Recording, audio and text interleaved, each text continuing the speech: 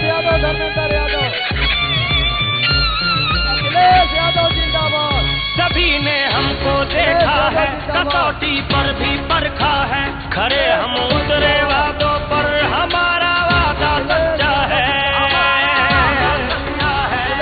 हम आरक्षण के साथ हैं, हम लोहिया मुलायम के हाथ हैं, हम पीडीए के रक्षक हैं, अम्बेडकर के जज्बात हैं। हम लोकतंत्र में रहते हैं और इसीलिए तो कहते हैं इंडिया को अपना वोट दो, गठबंधन को तुम वोट दो, इस देश की खातिर वोट दो, अखिलेश की खातिर वोट दो। जिंदाबाद, जिंदाबाद, जिंदाबाद, अखिलेश यादव जिंदाबाद, जिंदाबाद, जिंदाबाद, समाजवादी पार्टी जिंदाबाद। नेताजी के लाल समाजवादी परिवेश का, नेताजी के लाल समाजवादी परिवेश का, नेताजी के लाल समाजवादी परिवेश का स्वागत करिए पीडीए के नेता अखिलेश का। स्वागत करिए पीडीए के नेता अखिलेश का। नेताजी के लाल समाजवादी परिवेश का, नेताजी के लाल समाजवादी परिवेश का स्वागत करिए पीडीए के नेता अखिलेश का। स्वागत करिए पीडीए के नेता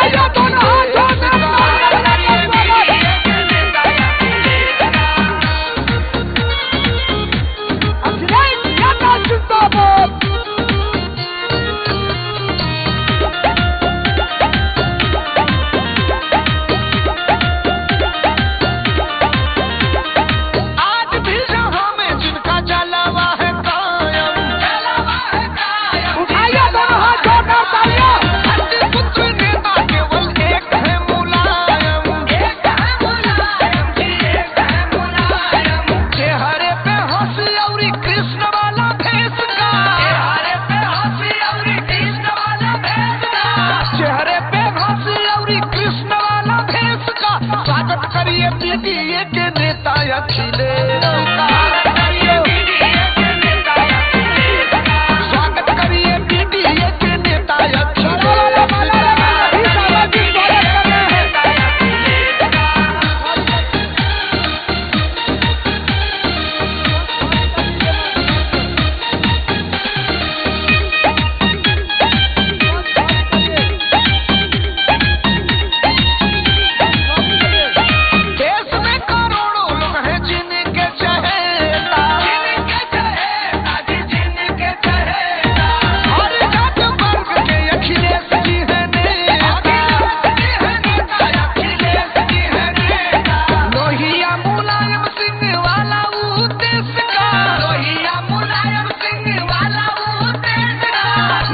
मुलायम सिंह वाला उद्देश्य का स्वागत करिए पीडीए के नेता अखिलेश का।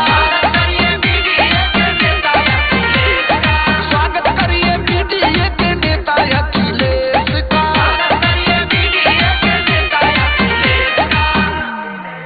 एक बार उठाइए दोनों हाथ, जोरदार तालियां होनी चाहिए भारत के भविष्य, देश के पीडीए के सर्वमान नेता अखिलेश यादव जी के लिए। फिर से दोनों हाथ नौजवानों उठाकर क्रांतिकारी अभिवादन, जोरदार तालियां होनी चाहिए। आवाज बढ़ाओ, इसकी आवाज बढ़ाइए आवाज। हाँ साथियों, आपके सामने नौजवानों के दिलों की धड़कन। साथियों, आपके गोपालपुर के शानदार विधायक माननीय नफीस अहमद साहब से अनुरोध करता हूं कि आवें, जो आपकी लड़ाई सड़क से सदन तक लड़ते हैं। अपने राष्ट्रीय अध्यक्ष हमारे माननीय अखिलेश यादव जी का हार्दिक स्वागत, अभिनंदन और स्वागत करें। माननीय नफीस अहमद।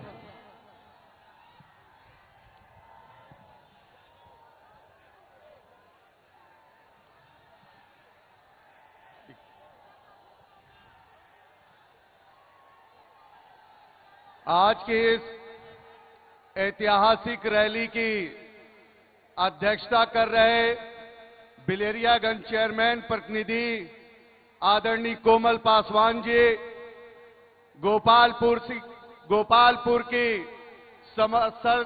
समाजवादी सरजमीन पर आए हुए हमारे नेता, करोड़ों दिलों की धड़कन, गरीबों मजलूमों की आवाज, विकास पुरुष आदरणीय अखिलेश यादव जी, हमारे साथ विधायक सगड़ी बड़े भाई डॉक्टर एचएन पटेल साहब, हम सबके नेता आदरणीय पूर्व मंत्री आदरणीय बलराम बाबू जी, हम मंच पे विधानसभा के हमारे शानदार अध्यक्ष डॉक्टर हरिराम सिंह यादव जी, पूर्व एमएलसी राकेश कुमार यादव जी, हमारे बड़े भाई जनाब शाह आलम गुड्डू एमएलसी साहब, गाजीपुर से चलकर आए हुए बड़े भाई पूर्व विधायक जनाब शिफकतुल्ला अंसारी साहब, हमारे साथी अल्पसंख्यक सभा के प्रदेश अध्यक्ष शकील नदवी साहब, पूर्व विधायक राम खिलाड़ी यादव जी, डॉक्टर आजम मीर खां साहब, श्रीमती सुधा राय जी, राजेश पासवान जी, दिनेश यादव जी, पूर्व चेयरमैन आरिफ खां साहब, आदरणीय हवलदार यादव जी, ताकेश्वर तिवारी जी, समा वसीम साहिबा और मंच पे बैठी हुई तमाम हमारे सीनियर नेता और सामने हमारे नौजवान साथियों, बुजुर्गों, दोस्तों, मैं गोपालपुर की इस समाजवादी सरजमीन पर अपने नेता का दिल की गहराइयों से स्वागत अभिनंदन करता हूं और साथ ही साथ आप नौजवानों की ताकत पर, बुजुर्गों की दुआओं के भरोसे पर मैं अपने नेता को ये भरोसा दिलाना चाहता हूं कि आने वाली 25 मई को विधानसभा गोपालपुर सगड़ी के ये जो नौजवान यहां पे मौजूद हैं, 25 मई को एक एक वोट साइकिल की बटन पे दबाकर आदरणीय धर्मेंद्र यादव जी को सांसद बनाने का काम करेंगे। मैं ज्यादा कुछ ना कहते हुए सिर्फ आप सबसे ये कहूंगा कि एक बार हाथ उठाकर अपने नेता को ये विश्वास दिला दीजिए कि 25 मई को एक एक वोट साइकिल की बटन पे दबने वाला है और वोट ही नहीं बल्कि वोट डलवाने के बाद 4 जून तक उसकी रखवाली का काम भी हम नौजवान साथी करने का करेंगे। साथ ही साथ अब मैं चाहूंगा कि हमारे साथी विधायक सगड़ी डॉक्टर एचएन पटेल साहब आए और हमारे नेता आदरणीय अखिलेश यादव जी का स्वागत करें।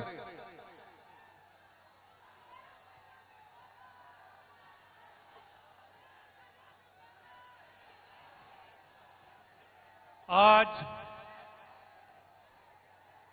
इस सभा के अध्यक्षता कर रहे अध्यक्ष जी, मंच पे उपस्थित हम नौजवानों की दिशा और दशा तय करने वाले हमारे राष्ट्रीय अध्यक्ष परम आदरणीय अखिलेश यादव जी, मंच पे उपस्थित हमारे यहां से चुनाव लड़ रहे परम आदरणीय धर्मेंद्र यादव जी, मंच पे उपस्थित बाबूजी, मंच पे उपस्थित एमएलसी गुड्डू जी, मंच पे उपस्थित समस्त समाजवादी नेतागण, उपस्थित समस्त नौजवान साथियों, बुजुर्गों, पुलिस में लगे हुए हमारे सहयोग कर रहे पुलिसकर्मी, मीडिया बंधुओं, मैं सिर्फ भाषण नहीं दूंगा, एक गीत के माध्यम से आपको मैं गीत सुनाना चाहता हूं, बस उसी के बाद हमारा भाषण समाप्त हो जाएगा। बहु रुपया का भेष बनाया,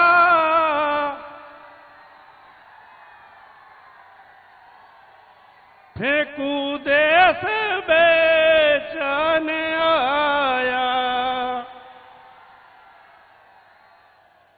फेंकू देश बेच दिया, फेंकू रेल बेच दिया, फेंकू भेल बेच दिया, फेंकू रेल बेच दिया। अब LIC पे हाथ है बढ़ाया, फेंकू देश बेचने आया। नोटबंदी ला दिया, वो GST ला दिया, नोटबंदी ला दिया, वो GST ला दिया। उसी पैसे से मित्र को बढ़ाया, फेंकू देश बेचने आया। नौजवान परेशान है, किसान परेशान, नौजवान परेशान है, किसान परेशान। व्यापारियों को खूब है रुलाया, फेंकू देश बेचने आया। दाराजी को तोड़ लिया, वो बीजी को फोड़ लिया, दाराजी को तोड़ लिया, वो बीजी को फोड़ लिया। योगी बाबा को खूब है चिढ़ाया, फेंकू देश बेचने आया। बहुत बहुत धन्यवाद। जय हिंद, जय समाजवादी। मैं नौजवान साथियों से ये अपील करूंगा कि आप अनुशासन बनाए रखें। माननीय राष्ट्रीय अध्यक्ष जी आपसे बातें भी करेंगे और आप सबसे मिलके भी जाएंगे। अनुशासन में आप रहिए। अब मैं चाहूंगा कि हमारे बड़े भाई जनाब शाह आलम गुड्डू जमाली साहब, MLC साहब, वो आए और आप सबको खिताब करें।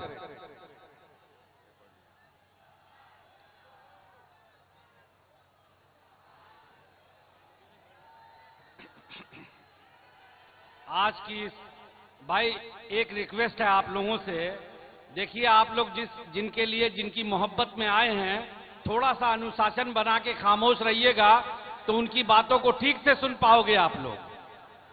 आज की इस शानदार मीटिंग में हम सबके और आपके हरदिल अजीज समाजवादी पार्टी के राष्ट्रीय अध्यक्ष आदरणीय माननीय अखिलेश यादव जी और हमारे मित्र आपके अजीज हमारे भाई और यहाँ के लोकसभा प्रत्याशी आदरणीय धर्मेंद्र यादव जी और यहाँ के आपके लोकप्रिय विधायक आदरणीय नफीस जी, सगड़ी के लोकप्रिय विधायक आदरणीय HN पटेल साहब, हमारे जिले के शानदार जिला अध्यक्ष आदरणीय हवलदार यादव जी, हमारे मित्र गुड्डू भाई XMLC इकबाल सिंह साहब, हम लोगों के लिए गार्जियन स्वरूप आदरणीय हमारे पिता स्वरूप आदरणीय बलराम यादव साहब, हमारे गाजीपुर से चल करके सिबकुतुल्ला अंसारी साहब और बहुत सारे हमारे साथी बैठे हुए हैं।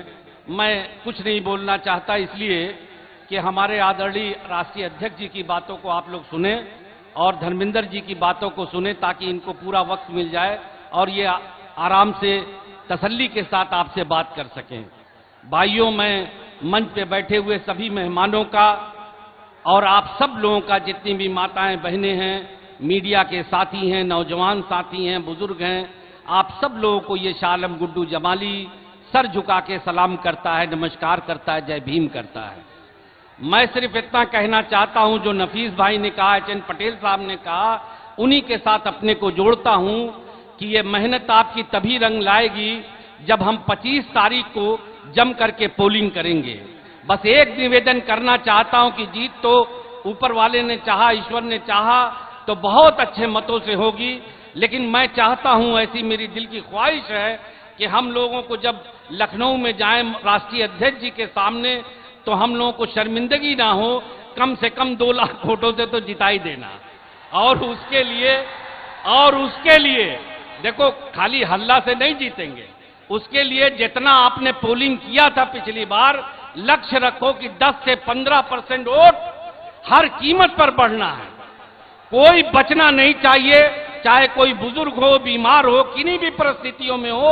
मैं बार बार हर मीटिंग में कहता हूं, अगर कोई बाहर है उसको अभी से बता लो, टारगेट कर लो, बुला लो, मगर एक भी वोट हमारा बचना नहीं चाहिए, चाहे हमें कितना भी परिश्रम करना पड़े। मगर हमारी मेहनत तभी सफल होगी जब हमारा वोट बैलेट में चला जाएगा, उसको डालना भी है और उसकी रखवाली भी करना है। आदरणीय अध्यक्ष महोदय, मैं आपको ये विश्वास दिलाता हूं कि आजमगढ़ ही नहीं बल्कि पूरे पूर्वांचल में जो हम लोगों ने माहौल को देखा है, तो ऊपर वाले ने चाहा कि हम पूर्वांचल के सभी लोगों को, आप हो सकता है कि शाबाशी दें कि अच्छा रिजल्ट आया है। बस मैं और कुछ नहीं कहना चाहता। हमारी बहन समा वसीम भी यहाँ बैठी हैं, उनका नाम शायद भूल गया था, जल्दीबाजी में बहुत सारी चीजें भूल जाती हैं, मुझे माफ करना किसी का नाम भूल गया हो। तो अब मैं आपसे विदा लेता हूं। खुदा हाफिज, नमस्कार। मैं अपने नौजवान साथियों से ये कहूंगा कि आप सब बल्ली छोड़ के खड़े हों। राष्ट्रीय अध्यक्ष जी आप सभी को देख रहे हैं, आप लोग अनुशासन बनाए रखें कि मीडिया के लोग जो है अच्छी खबर आपकी बनाए, जो इतनी बड़ी तादाद में आप सब इकट्ठा हुए हैं। अब मैं चाहूंगा हम सबके हरदिल अजीज प्रत्याशी, सड़क से लेकर सदन तक कमजोरों मजलूमों की आवाज उठाने वाले आदरणीय पूर्व सांसद धर्मेंद्र यादव जी को मैं दावत दूंगा और ये कहते हुए कि 4 तारीख को इंशाअल्लाह आप सांसद कहलाएंगे। आपको आजमगढ़ की जनता सबसे बड़ी जीत दिलाने जा रही है।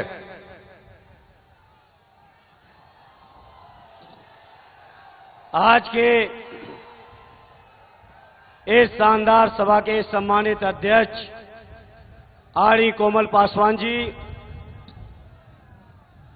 हमारे आपके ही नहीं बल्कि पूरे देश के नौजवानों, किसानों, बुनकरों, व्यापारियों और समाज के हर तबके की उम्मीद और आशा के केंद्र हम सबके राष्ट्रीय अध्यक्ष आरडी अखिलेश यादव जी, मंचासी आरडी बलराम बाबू जी, आरडी गुड्डू जमाली साहब, आरडी नफीस अहमद साहब, आरडी एचएन पटेल जी, आरडी अभय नारायण पटेल जी, आरडी जयराम पटेल जी, आरडी समा वसीम जी, आरडी राकेश भाई गुड्डू जी से लेके सभी जो हमारे राजीव राय जी भी आए हैं मदद करने, आरडी सुधा राय जी आई हैं, हमारे इस चुनाव अभियान को गति देने जितने भी साथी आए हैं, राजपाल कश्यप जी आए हैं, इन सभी सम्मानित हमारे नेतागण और गोपालपुर सगड़ी के उपस्थित मेरे सभी सम्मानित बुजुर्गों, नौजवान साथियों, पत्रकार मित्रों, आज के इस मौके पर मैं अपने सभी गोपालपुर और सगड़ी क्षेत्र के लोगों की ओर से हम सबके नेता आरडी अखिलेश यादव जी का हृदय से स्वागत करता हूं, अभिनंदन करता हूं, वंदन करता हूं। साथियों, इस मौके पर आरडी राष्ट्रीय अध्यक्ष जी, मैं आपको यकीन और विश्वास दिलाना चाहता हूं, ये शानदार आजमगढ़, जिस आजमगढ़ को नेताजी ने अपनी धड़कन समझा, नेताजी ने अपने दिल के करीब समझा और सदैव नेताजी की परंपरा को जिस तरीके से आपने अपने आजमगढ़ को दूसरा घर माना है, ऐसे आजमगढ़ के लोगों की सेवा में मैं कभी कोई कमी नहीं आने दूंगा। ये मैं राष्ट्रीय अध्यक्ष जी आपको और सभी आजमगढ़ वासियों को यकीन और विश्वास और भरोसा दिलाना चाहता हूं। मेरे आजमगढ़ वासियों, ये आजमगढ़ की सरजमी जब नेताजी के दिल के इतने नजदीक रही है, तो आप समझ सकते हो आपकी सेवा करना मेरे लिए कितना सौभाग्य की बात है, कितनी जिम्मेदारी की बात है।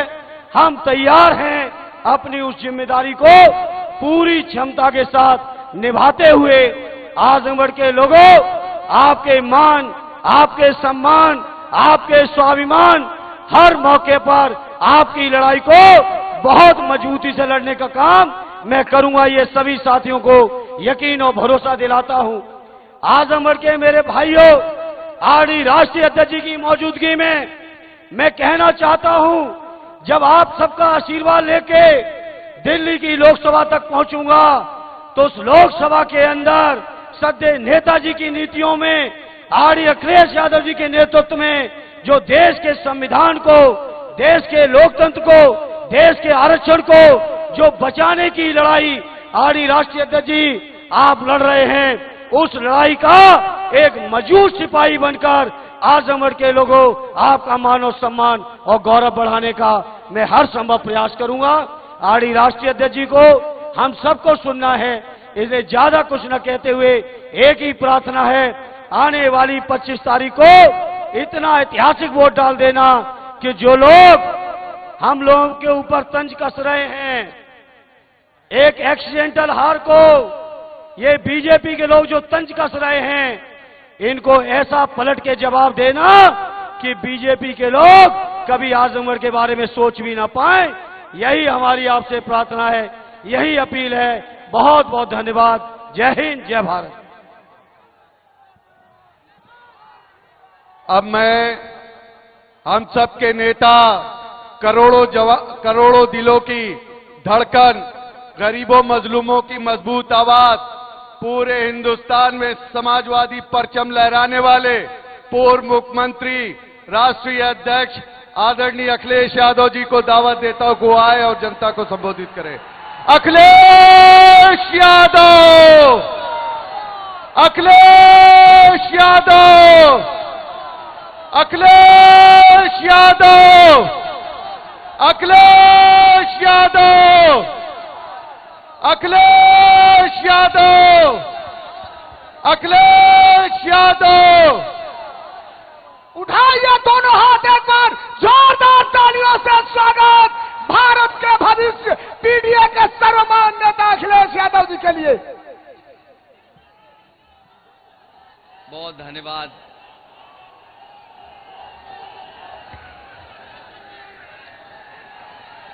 बहुत धन्यवाद। इस कार्यक्रम की अध्यक्षता कर रहे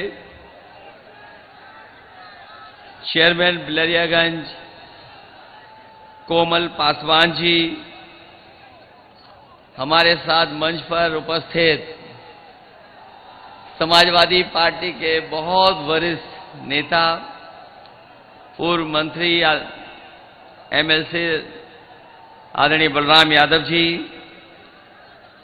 हमारे साथ समाजवादी पार्टी के जिलाध्यक्ष हवलदार यादव जी, साथ चल कर के आए यहाँ के एमएलसी शाह आलम उर्फ गुड्डू जी, विधायक नफीस अहमद साहब, विधायक डॉक्टर एचएन पटेल जी, अभय नारायण सिंह पटेल जी, पूर्व एमएलसी राकेश यादव जी, जयराम सिंह पटेल जी, आरिफ खान साहब, दुर्ग विजय राम जी, डॉक्टर हरिराम सिंह यादव विधानसभा के अध्यक्ष, जगदीश यादव जी, मुख्यराम, राजेश पासवान जी, दिनेश यादव जी, आदरणीय श्रीमती सुधा राय जी, श्रीमती शीला यादव जी, यहाँ पर उपस्थित श्रीमती समा वसीम जी, गोरेला जायसवाल जी, हरकेश विश्वकर्मा जी, सैफुल्लाह साहब अंसारी जी और हमारे बगल की लोकसभा के प्रत्याशी राजीव राय जी, मैं बहुत सारे नेताओं के जिनके मैं नाम नहीं ले पा रहा हूं, हमारी समाजवादी पार्टी के सभी नेता जो मंच पर हैं, दाईं तरफ सांस्कृतिक प्रकोष्ठ के सभी हमारे पदाधिकारी और इस चुनावी जनसभा में उपस्थित बड़ी संख्या में आदरणीय बुजुर्ग, किसान भाई, नौजवान साथी, माताएं, बहनें और पत्रकार बंधुओं, मैं सबसे पहले जहां दूर दूर तक मैं देख रहा हूं, पंडाल में तो हैं ही बड़ी संख्या में लोग, पंडाल के बाहर भी इस समय दोपहरी में जब बिल्कुल सूरज हमारे सर पर है, बड़ी संख्या में हमें मंच के बाएं से लेकर के दाएं सड़क तक और पीछे जहां कहीं थोड़ी बहुत छाया भी मिल रही है, वहां भी लोग दिखाई दे रहे हैं। कुछ साथी अर्जुन के पेड़ पे चढ़ गए हैं, वो भी हमें दिखाई दे रहे हैं। मैं आप सबका बहुत बहुत आभार और धन्यवाद देता हूं। मुझे उम्मीद है कि 2024 का चुनाव जो होने जा रहा है, आजमगढ़ के लोग न केवल जिताने जा रहे हैं, बल्कि इस बार यहां की जनता ने जो मन बनाया है कि रिकॉर्ड मतों से समाजवादी पार्टी जीत करके जाएगी। और इधर न जाने क्या हो जाता है दूसरे लोगों को, आजमगढ़ का नाम लेते ही उन्हें परेशानी हो जाती है। और इतनी परेशानी हो रही है कि आजकल उनके भाषणों में भाषा बदल गई है।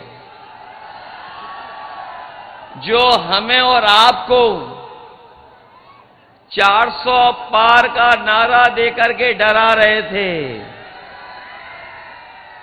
वो अंदर ही अंदर सोच रहे हैं कि अब तो जनता ने नारा ही बदल दिया है। इस बार 400 पार नहीं, 400 हार होने जा रही है। ये जो 400 पार का नारा थोड़ी देर में समझ में आया। जिन लोगों को गिनती ठीक ठाक मालूम होगी और हिंदी को समझते होंगे सही तरीके से, 400 पार का मतलब तो यही हुआ कि 543 के बाद जितनी सीटें हैं वही भारतीय जनता पार्टी जीतने जा रही है, एनडीए जीतने जा रही है। तो अगर 400 पार का 543 में नारे को अगर हम समझें तो ये केवल 143 सीटें बनती हैं। लेकिन जिस तरीके से वोट पड़ा है पहले चरण से जो वोट पड़ना शुरू हुआ है, आने वाले समय में जब 4 जून को परिणाम आएगा तो आप देख लेना, जो 400 पार का नारा दे रहे थे, 140 करोड़ की जनता इनको 140 सीटों के लिए भी तरसा देगी। जो लोग बिल्कुल ऊंचाई पे पहुंच गए थे, उनका काउंटडाउन शुरू हो गया है और नीचे जाते जा रहे हैं। इतना गिरते जा रहे हैं कि वो हो सकता है न जाने कहां पहुंच जाएं। और जो ये 2 चरण आखिरी बचे हैं, ये 6वां और 7वां, अभी तक जो जनता का गुस्सा नजर आया है, ये गुस्सा हर चरण में बढ़ता जा रहा है। और जब 7वें चरण में पहुंचेगा चुनाव, तो जनता का गुस्सा इनके खिलाफ 7वें आसमान पर पहुंच जाएगा। ये लोग जो बड़ी बड़ी बातें कह करके हमें आपको समय समय पे गुमराह करते रहे, जिन्होंने कहा कभी कि आय दोगुनी हो जाएगी किसानों की, हमारा किसान हिसाब किताब लगा रहा है 10 साल बाद भी किसी किसान की आय दोगुनी नहीं हो पाई। और जब हमारा गरीब और किसान लागत का हिसाब किताब लगाता है तो बताओ लागत बढ़ गई कि नहीं बढ़ गई 10 साल में? न केवल लागत बढ़ी है, बल्कि जिस तरीके से महंगाई बढ़ी है और लगातार महंगाई बढ़ा करके इन्होंने हमारे गरीब किसान, खेती बाड़ी करने वालों का जीवन संकट में डाल दिया। जिन्होंने बहुत बड़े पैमाने पर बड़े बड़े उद्योगपतियों का, कारोबारियों का जो कर्जा माफ किया है, लेकिन हमारे किसानों का कर्ज माफ नहीं हुआ है। इसलिए इस मौके पर हम आपको भरोसा दिलाने आए हैं। आपने इंडिया गठबंधन और समाजवादी पार्टी के बारे में पढ़ लिया होगा, जान लिया होगा, और ये इंडिया गठबंधन ने तय किया है कि जिस तरह बड़े बड़े उद्योगपतियों का, कारोबारियों का कर्ज माफ हुआ है, आने वाले समय में 4 जून के बाद जब सरकार बनेगी तो हमारे गरीब और किसानों का भी कर्ज माफ उसी तरीके से होगा। उन्होंने जब नियम बनाया तो नियम ये बनाया कि जिन लोगों का कर्ज बैंक से है और 5 करोड़ से ऊपर का कर्ज है, उन्हीं का कर्ज माफ होगा। इन्होंने गरीबों के साथ धोखा किया, किसानों के साथ धोखा हुआ, क्योंकि हमारा गरीब और किसान केवल लाखों में कर्ज लेता है। इन्होंने 26 लाख करोड़ अभी तक बड़े बड़े उद्योगपतियों का कर्ज माफ किया पिछले 10 साल में, लेकिन उसके 10% भी अभी किसानों का कर्ज है जो माफ नहीं हुआ है। इसलिए समाजवादी पार्टी और इंडिया गठबंधन ये फैसला लेकर के चला है, न केवल कर्ज माफ होगा बल्कि अपने किसानों को लिए जो कानूनी अधिकार की लड़ाई थी कि एमएसपी के लिए कानूनी अधिकार मिल जाए, तो किसानों को कर्ज माफी के साथ साथ उनकी फसल की पैदावार के लिए कानूनी अधिकार दिला करके उन्हें खुशहाल बनाने का काम भी होगा। वहीं यहां हमारे नौजवान हमें दिखाई दे रहे हैं, ये बहुत मेहनत तैयारी कर करके परीक्षाएं देने जाते थे और पिछले 10 साल से लगातार कोशिश कर रहे हैं कि इन्हें नौकरी और रोजगार मिल जाए। न इस सरकार ने नौकरी दी, न इन नौजवानों को सम्मानजनक रोजगार दिया। और जब कभी भी हमारा नौजवान तैयारी कर करके परीक्षा देने गया तो जब मालूम पड़ा और वो घर लौट करके आया तो पता लगा कि परीक्षा का पेपर लीक हो गया। जो लोग परीक्षा दे करके आए होंगे वो जानते होंगे कि एक पेपर लीक नहीं हुआ है। अभी तक जितनी परीक्षाएं हुई हैं हर परीक्षा का पेपर लीक हो गया, और अभी तक जो गिनती आ रही है वो गिनती ये आ रही है कि 10 से ज्यादा परीक्षाओं के पेपर लीक हुए हैं।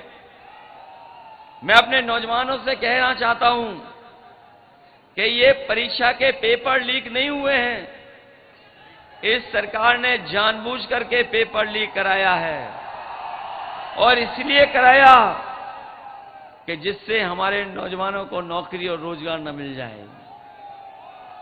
कभी कभी मैंने गणित लगाया उसका, अगर 60 लाख बच्चे छूट गए जिनकी परीक्षा होनी थी, जिन्हें नौकरी नहीं मिल पाई, अगर उनके मां बाप को भी हम जोड़ दें तो कुल मिलाकर के ऐसे लोग जो उत्तर प्रदेश में हैं, अगर एक परिवार के 3 सदस्य प्रभावित हैं उससे, तो अभी तक जो परीक्षाओं के पेपर रद्द हुए ऐसे 60 लाख नौजवान हैं। अगर हम 3 का गुणा 60 लाख में कर दें तो ये कुल मिलाकर के 1 करोड़ 80 लाख होता है, और यही 1 करोड़ 80 लाख का अगर हम भाग दे दें 80 लोकसभाओं से तो हर लोकसभा में 2,25,000 वोट कम होता है। कोई भरपाई हो तो बता दो कि 2,25,000 वोट कहां से लाओगे? कोई भरपाई का रास्ता हो तो बताइए बीजेपी के लोग। इन नौजवानों का जहां भविष्य छीना है, आप सोचना जाकर के ये नौकरी केवल नहीं छीनी है बल्कि आपका 1/3 जीवन इन्होंने बर्बाद कर दिया है। इन नौजवानों का 1/3 जीवन बर्बाद हुआ है। और जो लोग ये कहते थे कि निवेश लाएंगे, निवेश को लेकर के बड़े बड़े आयोजन हुए हैं। लखनऊ से लेकर के दिल्ली और दिल्ली से लेकर के विदेशों तक बीजेपी के लोगों ने धोखा देने के लिए निवेश के आयोजन किए। पहले निवेश किए, फिर डिफेंस को लेकर के बड़े बड़े आयोजन हुए, फिर जनता को गुमराह करने के लिए G20 के आयोजन हुए, लेकिन कोई भी निवेश जमीन पर नहीं पहुंचा। जो सरकार कहती थी लाखों करोड़ का निवेश आया है, अगर जमीन पर एक भी कारखाना और एक भी उद्योग लगा हो तो बताएं आप। भूल जाइए और उत्तर प्रदेश, लेकिन हमारे आजमगढ़ के भाई बहनों बताओ, अगर एक भी कारखाना भारतीय जनता पार्टी की सरकार में यहां लगा हो तो बता दें। कोई कारखाना नहीं, केवल झूठा निवेश का आंकड़ा दिखाना। इसलिए नौजवान साथियों, हम आपको भरोसा दिला के जा रहे हैं कि सरकार की 30 लाख नौकरियां खाली हैं जो अभी तक भरी नहीं गई हैं। इंडिया गठबंधन सरकार में बनते ही 30 लाख नौकरियों को खोलने का काम करेगा और अपने नौजवानों को आरक्षण का पालन कर करके उनके जीवन में बदलाव लाने का काम होगा। न केवल 30 लाख नौकरियां, बल्कि जो अग्निवीर वाली व्यवस्था थी, जिसमें बड़े पैमाने पर नौजवान फौज में भर्ती होते थे, जाके उन्हें वर्दी पहनने को मिलता था, पक्की नौकरी मिलती थी। इस सरकार ने उनकी भी नौकरी आधी अधूरी कर दी, 4 साल की नौकरी कर दी। अगर शहीद होगा तो सम्मान नहीं मिलेगा, जो सुविधाएं होती हैं वो भी नहीं मिलेगा, और 4 साल के बाद घर वापस भेज देंगे। हम समाजवादी लोग अपने नौजवानों को भरोसा दिला के जा रहे हैं कि ये अग्निवीर व्यवस्था कभी भी लागू नहीं होगी। सम सरकार बनेगी तो अग्निवीर व्यवस्था खत्म करा करके जो पहले व्यवस्था थी पक्की नौकरी वाली, वही फौज की पक्की नौकरी दिलाने का काम भी हम लोग नौजवानों को करेंगे। इनके 10 साल में हर बात झूठी निकली इनका हर वादा झूठा निकला। जो लोग बड़ी बड़ी बातें करते थे, उनकी कोई बात जमीन पर नहीं उतरी। जो कभी जुमला लेकर के आए थे, वो ही आज गारंटी लेकर के आए हैं, और गारंटी में कुछ मिलना नहीं है किसी को। जब इनके पहले घोषणा पत्र में कुछ नहीं लागू हो पाया, तो बताओ गारंटी में क्या लागू हो जाएगा। और गारंटी जो लेके आए हैं सब झूठी गारंटी हैं।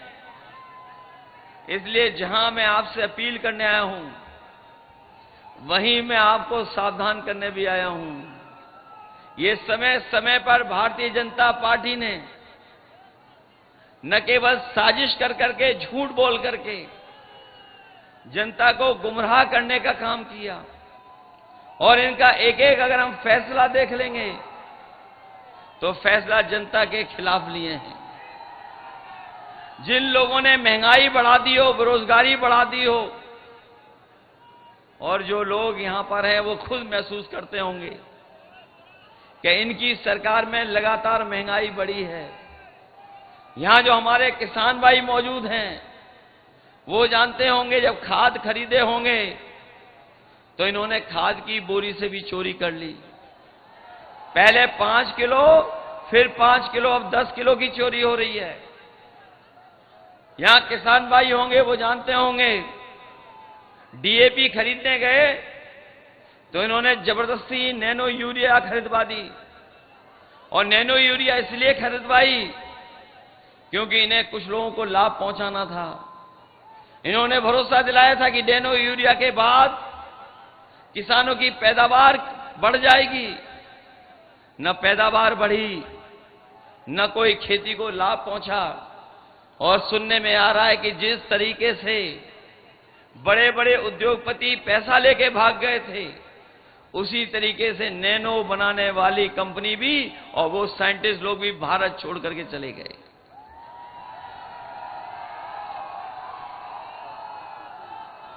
इसलिए ये चुनाव न केवल हमारे आपके भविष्य का चुनाव है, बल्कि आने वाली पीढ़ी के भविष्य का भी चुनाव है। जहां आने वाली पीढ़ी के भविष्य का चुनाव है, वहीं ये चुनाव लोकतंत्र को बचाने का भी है, संविधान को बचाने का भी है। क्योंकि इधर भारतीय जनता पार्टी के लोग ये जो 400 पार का नारा दिया था वो इसलिए दिया था कि वो संविधान से छेड़खानी करना चाहते थे, संविधान बदलना चाहते थे। लेकिन जो लोग ये सपना लेकर के निकले हैं कि संविधान बदल देंगे, संविधान बदलने वालों को इस बार आजमगढ़ की जनता बदलने का काम करेगी। ये लोग जो डबल इंजन वाले हैं, ये जो डबल इंजन सरकार वाले हैं, आजमगढ़ में तो नए तरह का मामला है। यहां डबल अभिनय वाले लोग हैं। डबल इंजन वाले तो हैं ही हैं, लेकिन डबल अभिनय वाले भी यहां पर हैं। इसलिए उनसे भी सावधान रहना। और जितना भी काम समाजवादियों ने किया वो सब खराब कर दिया। चाहे वो एम्बुलेंस हो वो खराब हो गई, चाहे वो 100 नंबर बनाई हो वो व्यवस्था खराब हो गई, और 100 नंबर के अलावा जो अस्पताल या जो बिजली का इंतजाम किया था वो भी खराब कर दिया। और जहां बिजली आनी चाहिए थी, लेकिन बिजली के साथ साथ बताओ आपका बिल बढ़ करके आ रहा कि नहीं आ रहा? बिल तो बढ़ा ही दिया। और अगर जब कभी बाजार से बिजली वो दवाइयां लेने जाते होगे तो बताओ दवाइयां महंगी हो गई कि नहीं हो गई? ये नौजवान जो मोटरसाइकिल चलाते थे, आज से 10 साल पहले कितने रुपए की आती थी और आज कितने रुपए की आ रही है? 1 लाख की आ रही कि नहीं आ रही? केवल डीजल पेट्रोल नहीं, गाड़ी से लेकर के हर चीज महंगी कर दी। इसलिए जहां महंगाई को रोकना है और जो लगातार ये बड़े लोगों को लाभ पहुंचा रहे हैं जिससे महंगाई बढ़ रही है, और वो कोरोना वाले समय पे जो वैक्सीन लगाई थी उसकी भी पोल खुल गई। अब तो कंपनी वाले ये कह रहे हैं कि जो वैक्सीन लगाई है, जो लग गई है वैक्सीन, वो हम वापस ले लेंगे। बताए हमें कोई कि जो वैक्सीन शरीर में पहुंच गई वो वापस कैसे आएगी? अगर कोई तरीका हो तो बता दो। और इलेक्ट्रल बॉन्ड से इन्होंने किसी को नहीं छोड़ा जिससे पैसा ना वसूल लिया हो। जो इलेक्ट्रल बॉन्ड लिए इन्होंने, बड़े बड़े उद्योगपतियों से पैसा वसूल लिया। कोई चंदा इतना नहीं देता था जितना इन्होंने वसूला है। चंदा लेना या देना हजारों में होता है, लाखों में होता है, कोई करोड़ों में चंदा नहीं देता। इन्होंने इलेक्टोरल बॉन्ड के नाम से ईडी, सीबीआई, इनकम टैक्स लगा के चंदा वसूल लिया। और चंदा वसूलने का परिणाम यह हुआ कि भ्रष्टाचार तो बढ़ा ही बढ़ा, लेकिन उसकी वजह से महंगाई बढ़ गई। इसलिए आप सबसे हम निवेदन और अपील करने आए हैं कि आजमगढ़ का चुनाव अलग तरह का चुनाव है, पूरा देश देख रहा है। और अभी तक के चरणों में तो बीजेपी बहुत पीछे छूट गई है। अब तो केवल 27 सीटों पर चुनाव है। कितनी सीटों पे बचा है चुनाव? 27 सीटों पे है चुनाव। अभी तक तो हम ये कहते थे कि समाजवादी पार्टी और इंडिया गठबंधन एक सीट छोड़ करके सब सीटें जीतेगी। लेकिन अब जैसा पता लग रहा है कि हो सकता है जिस तरह से जनता का मूड है इस बार, 80 की 80 सीटें भारतीय जनता पार्टी हार जाए। जब हम देखते हैं समीकरण को या हिसाब किताब लगाते हैं तो कोई सीट हमारी पीछे नहीं है। बताओ आजमगढ़ की सीट कोई पीछे है? आपके लालगंज की सीट कोई पीछे है क्या? आपके बगल की मऊ की सीट बताइए, आप अंबेडकर नगर की सीट बताइए, आप संत कबीर नगर में पप्पू निषाद लड़ रहा है, क्या सीट पीछे है? कोई सीट पीछे नहीं है। इस बार लगता है कि पूर्वांचल की जनता भारतीय जनता पार्टी का पूरा सफाया करने का काम करेगी। ये लोग जो कहते हैं शहजादे शहजादे सुन रहे होंगे आप लोग। कई बार कांग्रेस पार्टी और हम लोगों को मिलकर के कह रहे हैं शहजादे। इस बार देखना दोनों मिलकर के जो शहजादे ऐसी शह देंगे और जनता ऐसी मात देगी कि इनका पता नहीं लगेगा। इस बार शहजादे शह देने जा रहे हैं और जनता मात देने जा रही है। जो लोग G20 लेकर के घूम रहे थे, G20, ये जो G20 हैं, उस पार्टी में केवल 2 लोगों की चलती है, बाकी सब 0 हैं।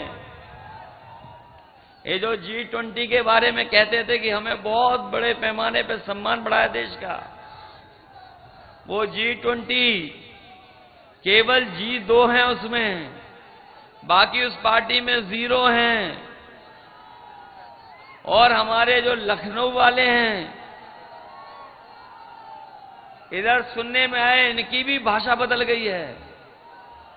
ये जो समय समय पर बुलडोजर लेकर के चलते थे, इन्हें पता ही नहीं है कि लीकेज कहां पर है। इस बार जो समय समय पर बुलडोजर लेकर के चलते थे, इन्हें लीकेज ही नहीं पता, जिसके कारण सब पेपर लीक हो रहे हैं। बताओ, सब पेपर लीक करा दिए कि नहीं करा दिए?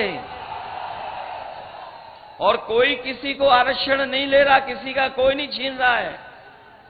अगर किसी ने धोखा दिया आरक्षण को लेकर के, तो वो भारतीय जनता पार्टी और भारतीय जनता पार्टी के फैसले, जिन्होंने हमारे आपके आरक्षण छीनने का काम किया है।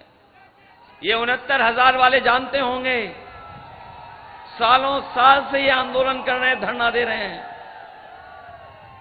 न जाने कितने दिन से लड़ाई लड़ रहे हैं। विधानसभा से लेकर के सड़कों तक इनकी लड़ाई लड़ी गई, लेकिन इनकी कोई सुनवाई नहीं है। हम नौजवानों से कहकर के जा रहे हैं, शिक्षा विभाग में जितनी जगह खाली है वो तो भरी जाएगी। इसके साथ साथ जो हमारे इन लोगों के साथ भेदभाव हुआ आरक्षण को लेकर के, उसका भी समाधान किया जाएगा। केवल एक विभाग नहीं, हर विभाग में न जाने क्या किया है सरकार ने। और हमने तो कई बार कहा और सावधान किया कि अभी तो फौज की नौकरी हुई है 4 साल की, ये बीजेपी वाले आ गए तो और विभागों की भी, और हमारी ये खाकी पहनने वाले भाई हैं, इनकी भी नौकरी कम हो जाएगी। कभी कभी पूछते ही नौकरी कैसे कम हो जाएगी? तो हम उनसे कहते कि बताओ, जो सरकार ने फैसले लिए ऐसे, एयरपोर्ट को बेचने का, क्या आपको पता है कि एयरपोर्ट बिक जाएगा? किसी को नहीं पता था कि रेल बिक जाएगी, किसी को नहीं पता था कि हवाई अड्डे बिक जाएंगे, किसी को नहीं पता था कि LIC बिक जाएगी, किसी को नहीं पता था कि बंदरगाह बिक जाएंगे, किसी को नहीं पता था कि आउटसोर्स में नौकरियां चली जाएंगी, किसी को नहीं पता था कि GST के छापे मार करके व्यापारियों से पैसा वसूला जाएगा, और किसी को पता था कि अग्निवीर वाली नौकरी 4 साल की हो जाएगी। क्या किसी को पता था कि आधी रात में नोट बंद हो जाएंगे? तो अगर नहीं पता था तो हो सकता है इन लोगों की भी नौकरी 3 साल की हो जाए। इसलिए सावधान है कि नहीं सावधान सब लोग? इसलिए आपसे हम विशेष निवेदन करने आए हैं। धर्मेंद्र यादव जी पिछले चुनाव में रह गए थे किसी कारण, लेकिन इस बार तो इंडिया गठबंधन का कमाल चल रहा है, अलग तरह का कमाल हो रहा है।